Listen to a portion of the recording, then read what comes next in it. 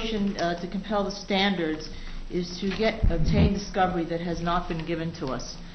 In any scientific case, and as Your Honor probably has read recently, there was a large report by the National Academy of Sciences dealing with forensic science in any courtroom. But in any scientific case, it's not the reports that are important to a defendant. It is the procedures, the processes, the notes, the guidelines, the standards that the scientists use in terms of coming to a conclusion.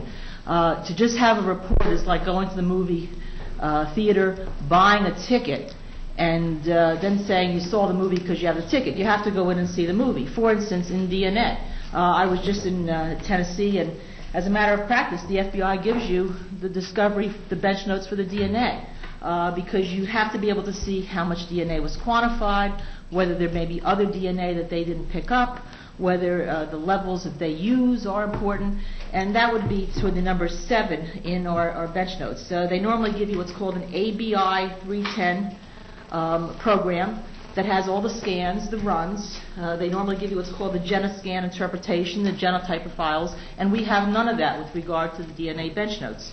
Well, my general response is, again, this is the second time I believe that we have discussed this issue, and I think the last time was maybe back in October or before.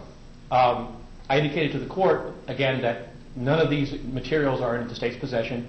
They're, in fact, not within the physical boundaries of the state of Florida. They are, in fact, in the possession of organizations outside the state of Florida, over which this court, with all due respect, has no jurisdiction.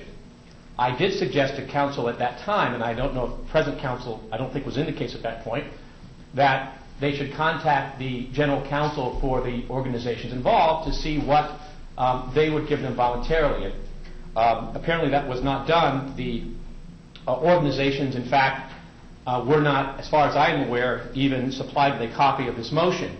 I do understand that Dr. Voss at Oak Ridge did get a copy of the notice of hearing, but not a copy of the motion. However, in order to facilitate this, I went out and found out who it is that they would need to contact for the Oak Ridge Laboratory and for the FBI. And at this time, I'm handing counsel the names and phone numbers of general counsel for the FBI. I have general counsel, Your Honor. I'd like to respond. And for general counsel at UT Patel.